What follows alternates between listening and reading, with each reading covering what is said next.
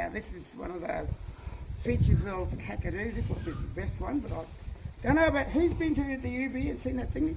I went down there the other day with one of my friends, and I've noticed something there because the wasps are actually building on the artwork. Now, we do have guys that work for parks, and they're called the Rock Arts Maintenance Mob. These guys have not been doing their job. I rang up the boss the other day and said, look, somebody better get out there and take the wasp nest off the artwork, because when you take them off, you've got to do it really, really gently. What it does is it will peel the art off. Yeah? We're very lucky that nothing's happened here. Now, we do have things that affect the artwork. One is water. See the water coming down here? Water stains. So up the top there, you might notice there's a little white line there. That's right, 45,000 years of silicon line drip from Bunnings. All right, now, what it does is the water hits that and just drops straight off here. Now, termites we do have too, but those ones we know are dead.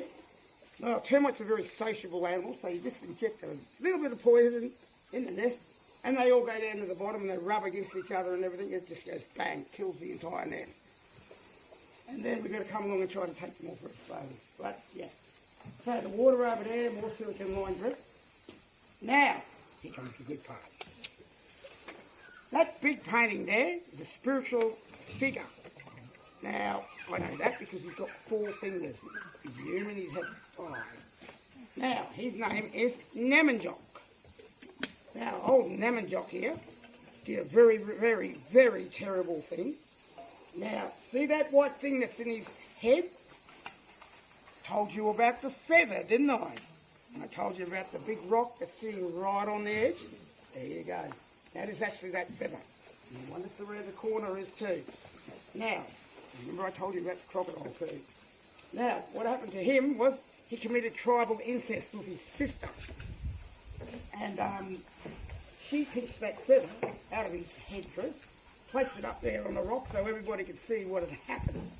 Now, what happened was he found out about this, so he grabbed her and threw her off the rock, and she changed into, who's this dude on my patch here? A rainbow serpent. There's the creator, Mother Bee. She created mountains, gullies, gorges, big river systems in the creation time. Now, this fella thought, oh, I've got rid of her, nobody's going to know about it. It's good about the feather, eh? So what happened was, tribes were right out in the distance seeing that feather up there, and they thought, oh yeah, you know, this bloke's been up there, no good. So they grabbed him, bound his hands and feet around the tree, yeah? Put a big mob of logs around him, and then started a big fire. Now, what happened was, he managed to get free from his bonds. All of his back was on fire. And then he bolted off down to Umbung Billabong, jumped straight in there, and he changed into the saltwater crocodile. Yeah, you're all nodding your head. Nah, you're all wrong. They're not called saltwater crocodiles. They're called estuarine crocodiles because they live in fresh and salt water, which means you just don't go jumping into any of these billabongs around here because it's hot. Because what happens is, one, it's illegal to feed the wildlife in a national park. So there you go. And the other thing is, crocodiles don't really care what they eat, so they don't really care. So, he changed into the ginger, which we call them these days, or in our language. Now, when you see crocodiles on the water, if you go in the yellow waters, have a look at their back. It looks like they've all been burnt and charred, eh? They're floating on the surface. Yep. There you go. Sorry for that guy. Now, the little white figure down there, the female lady, that's Barragan.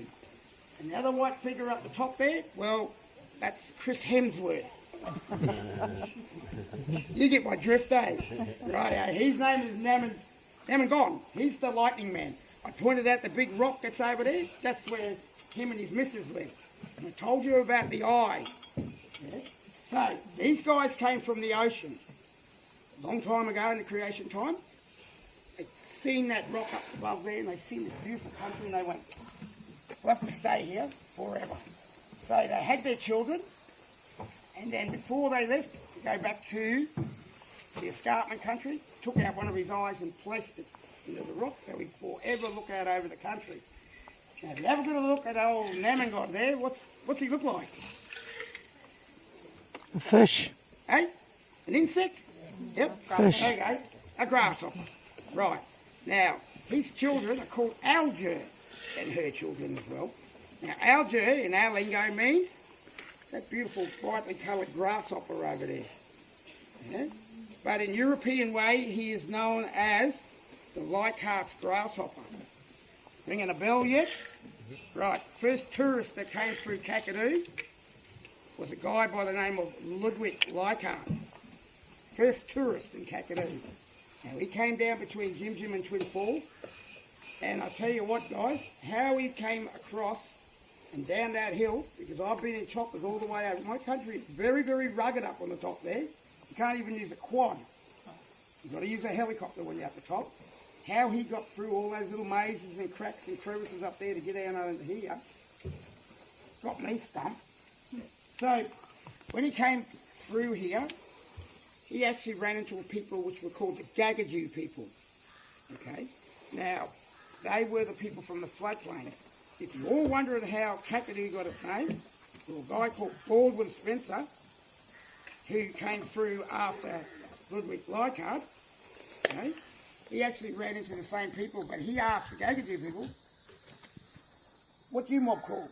And they turned around, they said, oh, we are the Kakadu. And he misinterpreted their words, and he said, Kakadu. So Kakadu got its name.